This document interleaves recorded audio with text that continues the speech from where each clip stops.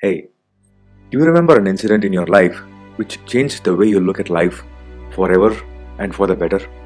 This event happened for a reason, and you realized that reason maybe then and there, or maybe sometime later. But it definitely transformed the way you looked at life by teaching you a valuable lesson. Stay tuned as I share three such stories which opened up a whole new world for me and changed the way I looked at my life.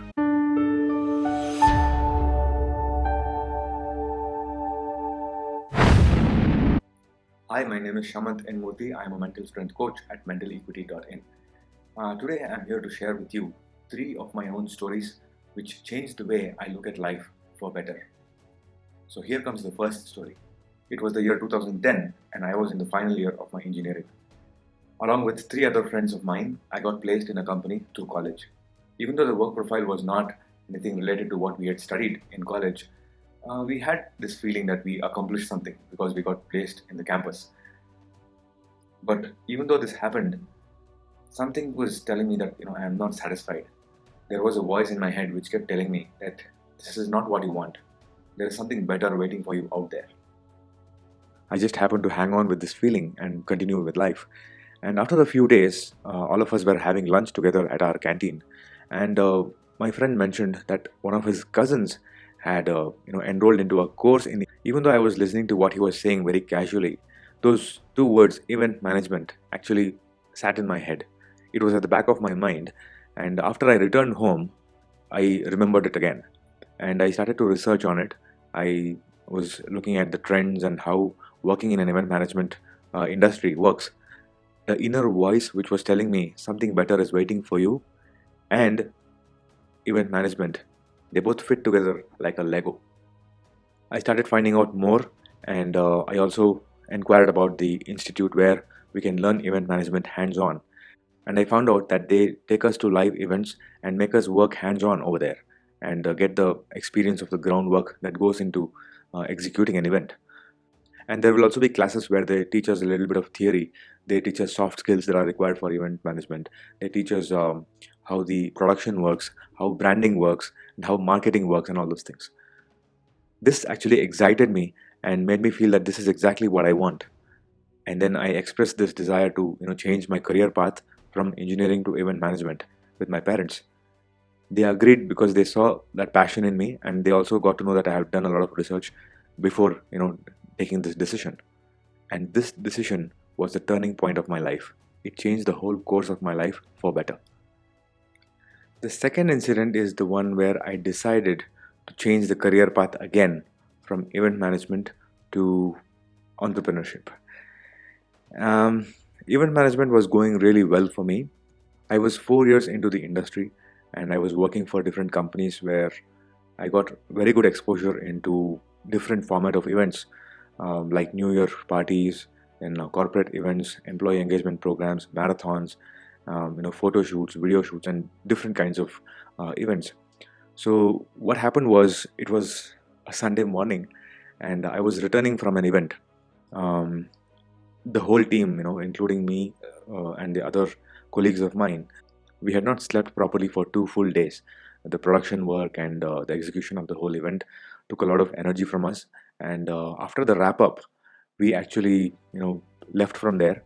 I was on my bike, and I came out of the venue and then, rode a little away from there. And then I hit the national highway. And after I hit the national highway, I took a right turn, and I was on the highway for a while, and there was this cool breeze hitting my face. And man, I just closed my eyes and I slept while I was riding at 80 kilometers per hour speed.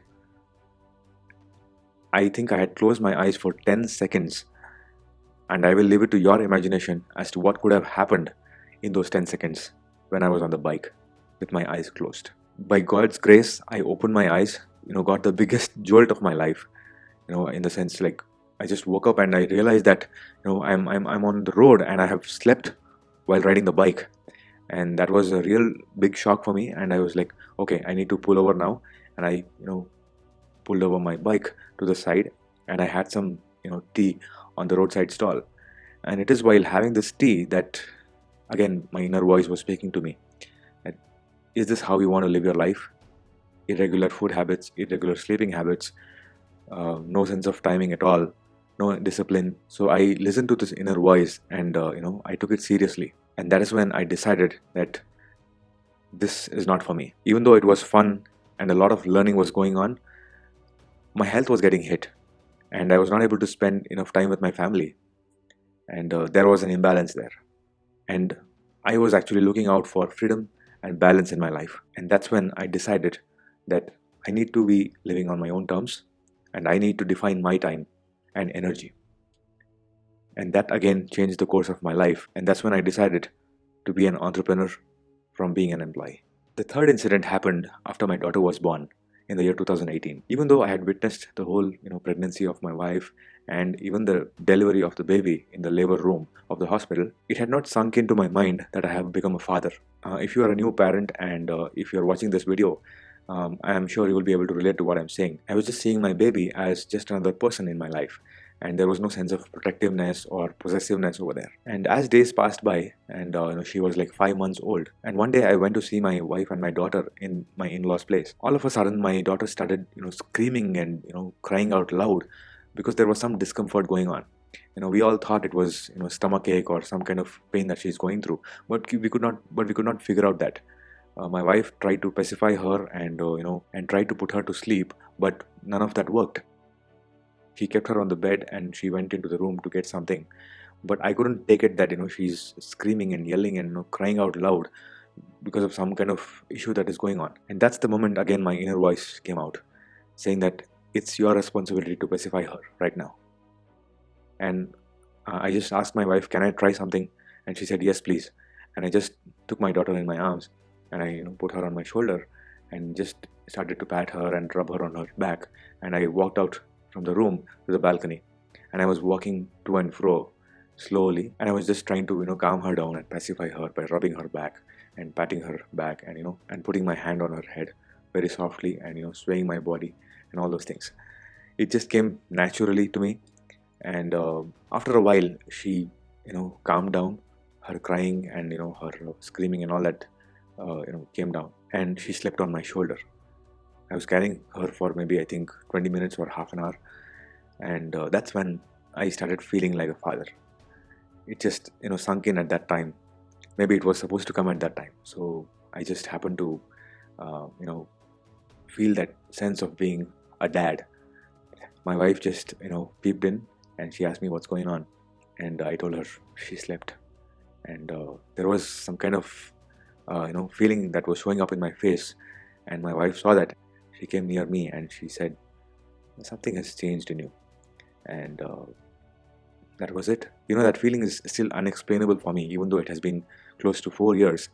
I cannot explain how I felt at that moment. It's just an experience I went through, and to be honest, it was very beautiful. That night after I went back home, I couldn't stop the tears in my eyes because of that happiness and the feeling of being a proud father who pacified his daughter.